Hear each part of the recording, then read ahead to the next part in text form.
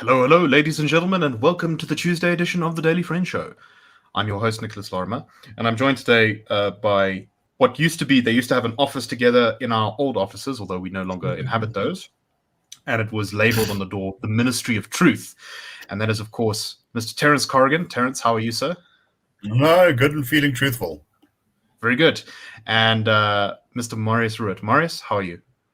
How's it, Nick? How's it, Terence? Cool. So let us get started with, I think, the story that's probably the most interesting today. And this is an allegation by a group of students at Stellenbosch that they were banned from speaking Afrikaans in private in the university. Now, I believe it was in 2016 that the university, I may be wrong on that date, but I think it was 2016, that the university decided that it was going to move from being sort of an Afrikaans medium university to being a primarily English language university. There was a lot of upset about this at the time. This group of students now claims that instead of just being in formal capacity, an English-speaking university, it's now also preventing people from speaking it in the reses and in private conversations between friends. This group of students approached the DA, making this accusation. And Leon Schreiber, who's the Shadow Minister of Public Works for the Democratic Alliance, said, "We received reports on Friday from angry students at the University of Stellenbosch that the university apparently denies them the right to communicate with each other in Afrikaans, even in the privacy of their own residences. According to complaints, the ban only applies to Afrikaans and not other languages, and Afrikaans students are forced to speak only English with their fellow students or visitors, even in situations where everyone is Afrikaans speaking. These reports testify to nothing less than a totalitarian attack on the constitutional rights of the Afrikaans speakers." That's Leon Schreiber. The Freedom Front Plus also condemned the university, and the DA is now saying that due to the pressure that they've brought, the university is re-examining that language policy change it made in 2016. Although the university has replied that they do this every 5 years and there's nothing special going on here and it's not to do with any pressure or anything like that. So Terence, let me start with you. What's your take on this issue? What's your take on the language, on the Afrikaans language issue more broadly in South Africa and our universities? Yeah, well, the 2016 language policy effectively skewed the university towards being an Anglophone institution. Prior to that, it was sort of bilingual, and prior to that, it was Afrikaans. The change happened because there were students who were complaining that the significant presence of Afrikaans in classrooms was undermining their abilities to perform at the institution. Now we don't quite know who the complaining parties lately have been, just how extensive this was. These remain in a sense allegations, but it is not beyond the realm of possibility that that some sort of censure, formal or informal, may be put on people for speaking Afrikaans as opposed to English. But I just want to emphasize that remains unclear. As you say, the university says that what it's doing has nothing to do with, or by implication, has nothing to do with these complaints. But the bigger story behind this is that language rights, I think, remain one of the most ignored and, I think, constitutionally derelict areas in South Africa.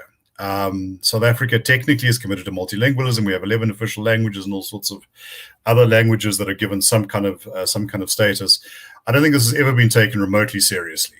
I think what happened was that 11 official languages would create a practical situation where this really can't be enforced. So we then revert to a de facto monolingualization. The late Professor Schlemmer said this was a constitutional right given and made in bad faith, and I think he was quite correct there. What makes now this the status issue affects every language in South Africa aside from English. I mean, the fact is we are having this conversation in English, and we have guests on here who are speakers of other languages, but they will be expected to conduct the language in English. What makes Afrikaans a particularly sensitive one is that Afrikaans represented enormous progress made, and then that was sort of dialed back. Afrikaans had gone from a kind of kitchen language in the early part of the 20th century to a language that you could perform heart surgeries and create and make nuclear weapons. One linguist said it was one of the 3 or 4 linguistic miracles of the 20th century, alongside Indonesian, Hebrew, and those 3. Irish, I think, was another one, wasn't it? Malay, I think as well. Malay was also. Malay, no. Irish Gaelic, although it's an official language, is spoken by a small and declining population.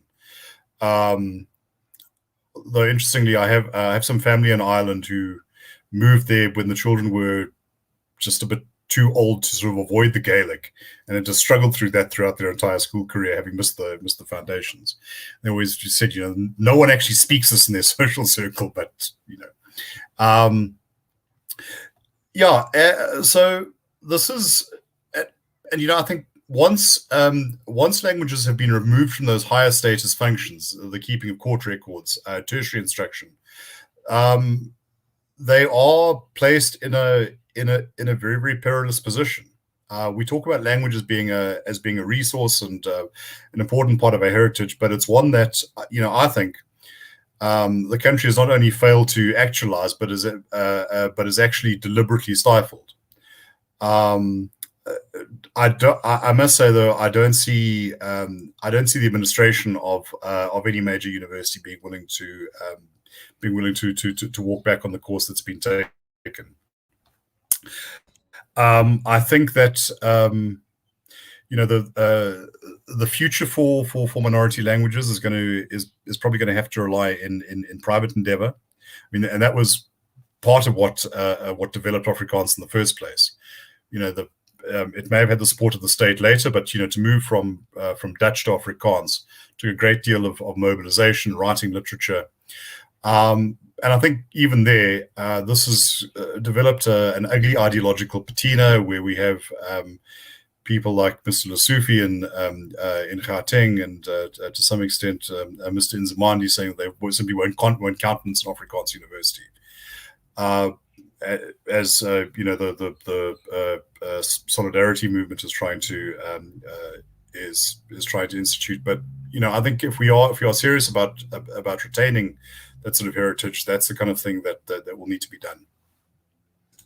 No, I agree with that. I think that's really, for me, the biggest issue here is that Afrikaans is an official language with equal status in our constitution. So the sort of constant undermining of Afrikaans that's gone on for at least the last decade, if not longer, by the government it's threatened the constitution. It goes against the spirit of the constitution. It goes against the law, the letter of the constitution. It's just really bad. But I agree also with the status problem. I mean, while I think that Afrikaans has definitely been the most marginalized of the languages by the state since '94, try find government documents in Tsonga or Venda outside of Limpopo. Officially these are official languages, and yet they're not. They're not properly looked after. Look, there's an interesting twist on the Afrikaans issue, that it has declined remarkably from the position it held, but it still does retain a position of prominence vis-a-vis the other 9 languages. You can take your matric exams in Afrikaans, for instance, which is not possible in anything else. But what I am not seeing is that sort of I hate this phrase, but grassroots mobilization around other languages. Occasionally, there was a very interesting example I read about some years ago when director Anand Singh produced, I think it was a film called Yesterday, and he made a big issue of how he had done this all in Zulu and he had dumped English. But when it was released, at his premiere showing, you had all of these luminaries coming, the MEC of culture from KwaZulu-Natal and whatever, speaking about the wonderful future of Zulu, and every one of them spoke in English. Right. that's not really getting the message, I suppose. All right, so Marius, you haven't said much in this conversation. What's your take on this? What's your feelings about this whole issue? I think it's inaccurate to say South Africa, Afrikaans is the most marginalized minority language, if you want to call it that, in South Africa since 1994. I think it's definitely been pushed to the margins compared to was, as Terence says. But also, I mean, most government documents, when you get them, they're still in Afrikaans and English as well. And I mean, how many other languages have a television station on DSTV dedicated just to that language? I mean, we've got Cakenet and Afrikaans. We still have RSG on SABC and so on. So while the language definitely has been marginalized post-1994, I think it's still doing pretty well. And I mean, I think it's a problem with all non-English South African languages. They're all kind of being pushed to the margins. I mean, I think all things considered, although as Terence correctly points out, there is a bit of hostility to Afrikaans. I think Afrikaans is still in pretty good health, and there's a very strong movement, I think, amongst Afrikaners, whether they're part of the solidarity movement or not, to preserve Afrikaans. And we still have Afrikaans newspapers. There's a fairly big Afrikaans publishing industry still. There's a fairly big Afrikaans music scene. So I think while Afrikaans is obviously not without its challenges, I think it's it's not doing badly. And this is despite, obviously, the government. Yeah, so I think that's the main point I'm trying to get across is regardless of how well the language might be doing out there in the field, in real life, the state is not treating them fairly. Yeah, but also just with the point of if it's true that students were told they can't speak Afrikaans in their private conversations, I mean, it's absolutely absurd. If this had happened, say, in UKZN and people were told they can't speak Zulu, there would have been a massive outcry, and rightly so. I mean, in your private conversation, you should be allowed to speak whatever language you want. And some of these students apparently said even though they're Afrikaans speaking, when their parents came to visit them, they're told they can't even speak Afrikaans to their parents. I mean, it's absolutely absurd, but you can actually believe that the problem is this is actually quite believable. A couple of years ago, there was quite a big controversy at Stellenbosch. There had been one of the residents at some dress-up party, and two of the girls are dressed up as aliens, and they painted themselves purple. But in some of the photos, looking at the light, they looked like they were actually brown or black. And then it was put out and said these girls were actually dressed in blackface, and it's terrible. And when there was an investigation, it said, no, actually they're dressed as aliens and they painted themselves purple. But even though that came out, the university still said, no, this is beyond the pale. These girls were completely wrong, even though they'd done nothing wrong. And it came out there was somebody, they were a member of like the EFF on campus, whatever, that disliked these two girls. And they found those. I'm not sure if the photos have been doctored or they just found photos that looked where the girls are painting themselves brown or black instead of purple. And this came out. So, yeah, I think Stellenbosch is also kind of at the forefront of a lot of, kind of quite malignant things. So it's something to watch out for. But I think the DA has, I think they've done pretty well on this issue, and they've been pushing back. And I think Leon Schwab has been very strong in this down in the Western Cape. Just to pick up on something that Marius said, if I remember that alien issue correctly, these young ladies were summoned to some sort of diversity or inclusion office where this enthusiastic guy was busy writing out their apology already and don't say anything. There seemed to be very little attempt to actually understand what was going on and respond to it appropriately. It was simply, you have been you have been tried in the court of wokeness, found guilty, and now I will try and salvage whatever is left of your life. But maybe also in some of the photos it was clear that they had like antenna and shiny clothes, kind of stereotypical aliens. It was clear what they were doing, and it's and there's also intent is not the issue. It's if it offends people, but there again, Marius, we all know that aliens actually are grey and have big bug eyes. No, that's being very story. You just think you have the grey aliens. You're not thinking about what about Klingons and Vulcans or Wookiees. Yeah, but those aren't real aliens.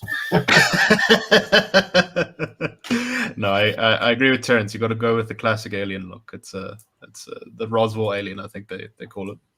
Yeah, look, I mean, this issue, this definitely needs to be investigated. These allegations are very serious, and it seems like significant. There's something significant behind this. We can't say for sure yet whether these allegations are true, but if they are true, they are not just a violation of the sort of language things in the Constitution. They're a violation of freedom of speech. of the core provisions of the Constitution. It's completely totalitarian, which is, I think, the word the DA used to describe this anyway. The very ability to speak. Right, exactly. indeed. And even if people wanted to come to South Africa and want to speak, I don't know, Chechnyan, people should not be prevented from speaking their own language in private. Yeah, no, it's madness, and I think the sooner they investigate this properly, the better. And anyone, if it turns out to be true, anyone involved with this must immediately be fired and never work in public service again. All right, let us move on to what is a related story, and that is a group called the Freedom House. They produce a report every single year which does a country-by-country assessment of political rights and civil liberties across the globe. This group says that in 2020, freedom around the world declined for the 15th straight year in a row. So every single year since 2005, they think that freedom has generally gone backwards. The group says now fewer than 1/5 of people in the world live in what they classify as fully free countries, which is the lowest percentage since 1995, which is quite worrying. The group said, this year's findings make it abundantly clear that we have not stemmed the authoritarian tide. Democratic governments will have to work in solidarity with one another and with democracy advocates and human rights defenders in the most repressive settings if we are to reverse 15 years of accumulated declines and build a more free and peaceful world. So I think one can quibble with individual details of this report. But Marius, firstly, what's the most important developments of this report? And secondly, why do you think this decline is happening overall? So I think there are two things that caught my eye. So they have a thing called the democracy gap, and they look at the number of countries where democracy improved or freedom improved, and how many where it declined. And the number of countries where it declined in 2020 was 73, and only 28 did it improve, which gives you a democracy gap of negative 45, 73 minus 28. That's the worst since 2005, when the democracy gap was actually positive, where the ratio had been 31 countries and there were 83 countries that improved and 52 had declined. So, and this is, as I said, this is the highest since 2015. So it's quite worrying. I think the early 90s was quite a time of hope for the world, with the collapse of the Soviet Union, the end of apartheid and so on. Also democratic gains in South America and other parts of Asia and so on. And, I think a lot of people could have agreed with Francis Fukuyama's thesis was the end of history and liberal democracy was going to be the final form of human government. We've seen since then, especially in the past 15 years, we've seen increases in authoritarianism around the world. And I think one of the things that's for me is the most worrying is that India, which not without its problems over the years, but it's always been quite a beacon of democracy. It's free elections, free speech, freedom of religion, and so on. It's now not ranked as a free country, but only as partly free. And that is simply because of Narendra Modi and his BJP party in India, which is it's cracked down on lots of religious freedoms, freedom of speech and so on. It's cracked down on foreign social media, allowing people to say what they want in India. So for me, that is quite a big problem. And also, India was also seen as a bit of a counterweight, and democratic India was seen as a counterweight to authoritarian China in Asia. So I think it's very worrying that India has been reclassified as this, and the trend is not good. And I think India is a place that's very important, and we're going to have to keep an eye on. I mean, it's going to overtake China in the next couple of years as the most populous country in the world. And if it's not a democracy, it's not great. But I think overall, also what the point was made is that China's influence has been spreading around the world, especially its way of governance. And it's, as I said a couple of years ago, the liberal democracy, it seemed inevitable that it was pretty much going to be the form of government in almost all countries. But what's been happening in China's been spreading its influence. Lots of countries have been saying, well, I mean, we don't need to be democratic, we can still develop, look at China and so on. And it's a problem. And I think this could be, one of the major geopolitical issues of the next, not even 20 years, probably for the next century.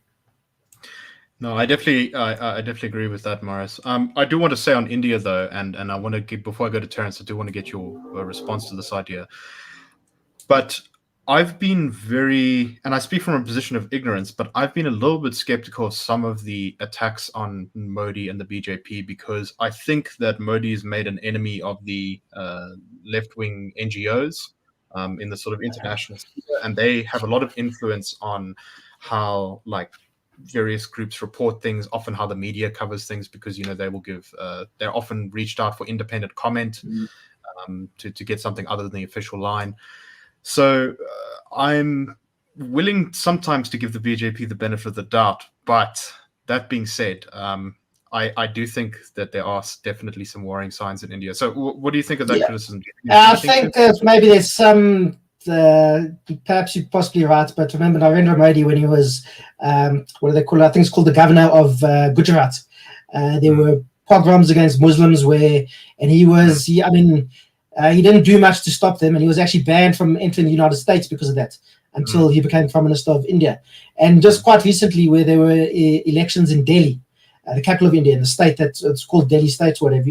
I'm open to correction here, but quite a high up guy in the BJP, Secretary General or something like that, went and gave speeches and calling Muslims cockroaches, and there were quite big intercommunal riots with a lot of Muslims and also Hindus, but it was pretty much egged on by the BJP. And Narendra Modi has also been part of an organization called the RSS, which is kind of Roodt to the BJP. So how the Roodt was quite a very influential organization with the BJP, but it's for many years it's pushed an ideology called Hindutva. I might be pronouncing it wrong, but where it's about Hindu supremacy. Yes, exactly. Yeah, India is a Hindu state. It's not a secular state. And they were influential for many years, and the BJP arose in the 70s or 80s. And they were kind of a fringe organization, but now the BJP is the governing party of India. And Narendra Modi himself has been a member of this organization since, I think, before his 20s, and now he's in his 60s, I think.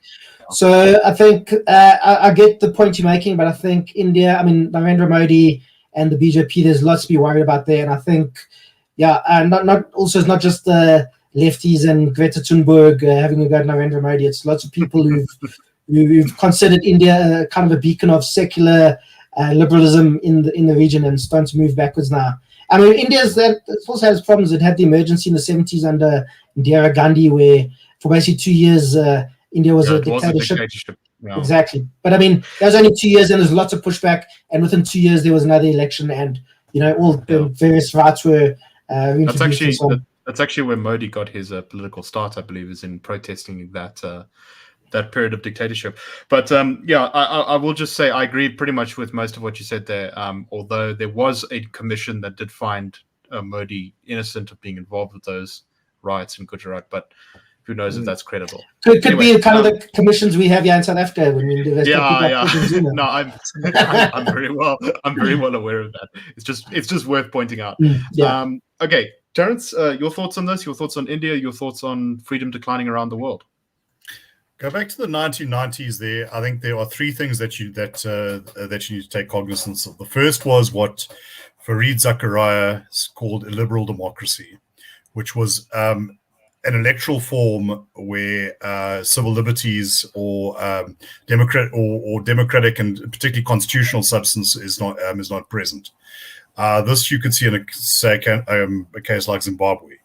Yes, they had elections. Elections were okay for what they were, but the entire culture around them and the way the government handled power meant that was largely meaningless. Now, these sort of things went from like sort of delinquent populist governments through to basic tyrannies, and I think that was a development that has metastasized into what we have today. The second thing was the backsliding in Africa, and my take on what happened there was that Africa was sort of pulled out of the 1980s lost decade gun government, one party state, went into some sort of electoral competitive mode, often very much liberal democracies, but expected that they were going to deliver development. The calculus was a lot more complicated, but I remember that in the early 2000s, the NEPAD initiative, the trade-off was good governance in Africa, democracy, respect for human rights in exchange for increased help from the rest of the world.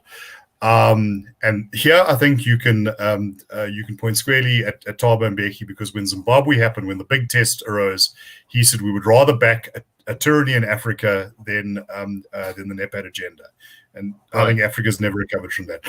And the third thing, which we've seen over the past decade, is that within a lot of the established democracies, there has been in a sense, a collapse of the political culture. It's very difficult to hold up your form of government that is associated with a particular polity, when people in that polity often seem to loathe and despise it. The United States, I think, is increasingly a less than credible advocate of democratization. Not because it makes mistakes or behaves badly, which at times it has always done, but because I think that that America over the past 10 years has lost a great deal of confidence. If you are watching the news in a liberal democracy in Southeast Asia, and you seeing Antifa, Black Lives Matter, and Trump and whatever, this doesn't give a particularly good good impression. Plus the idea that originates from intellectuals, many of whom are in those democracies, and some of whom I've had some contact with, which draw a very unfavorable comparison between democratic societies and the supposed miracles in China and in other authoritarian countries. And interestingly, you're talking about people whose whole careers depend on being in a sort of liberal democratic environment, but they prescribe the sort of Chinese alternative. Right. So look, I think that the whole freedom of the world thing is in very, very heavy weather. Indeed. And it's very concerning because, of course, at the IRR, we're not just concerned about South Africa's freedom and prosperity, but indeed people all around the world. I think it's also worth mentioning that identity politics in general seems to be making headway in every single country on earth, pretty much at the moment. Some of the policies of the Chinese state that it's taken towards ethnic minorities, especially in Xinjiang province, are, terrible, and that's a kind of identity politics. India, of course, we just talked about. There's a sort of Hindu and Muslim identity politics that's clashing there, and it seems to be a new wave of it, not exactly what had come before. And of course, the US and Europe is also being torn up by various disputes over identity politics, and I'm sure no South Africans need reminding of the nonsense that identity politics causes here. And the Chinese are also appropriating the language of this kind of woke left, if you want to call it that. I mean, they recently said that the reason places like United States and the UK oppose them is because of white supremacy, and sort of the legacy of British colonialism and whatever. And identity politics and authoritarianism almost always go hand in hand. So I think that's also definitely part of the story. But you see, on something like that, you actually need to have sufficient faith in those institutions, even amongst people who are maybe the harshest critics of the actions of incumbent governments, to push back and say, well, it may not be great, and yes, we've got all the historical problems. Who doesn't have historical problems? One only has to look back in China in the 1960s if one wants to start pointing fingers. But yes, you need the confidence to be able to say no. But actually, what we've got is still better. Unfortunately, as I think with many Western or traditionally democratic societies, facing this intellectual current and the fragmentation it brings. There's not only a lack of confidence in those institutions and in their, but also in the very idea that they are somehow universal or applicable. They don't really work for us too well, but they certainly aren't going to work for everyone else. And therefore, it's just if the Chinese want to do dictatorships, or the Iranians want to do theocracy, well, that's just as good. Right. No, I agree with that. All right. I believe we have to close now because we are running out of time. Thank you very much for listening. If you would like to, if you like this video, please share it around. Please like it. Please give it good reviews, all that good stuff. And check out thedailyfriend.co.za for more writing, news, and opinion. Thanks very much, everyone. And we will see you tomorrow on The Daily Friend Show.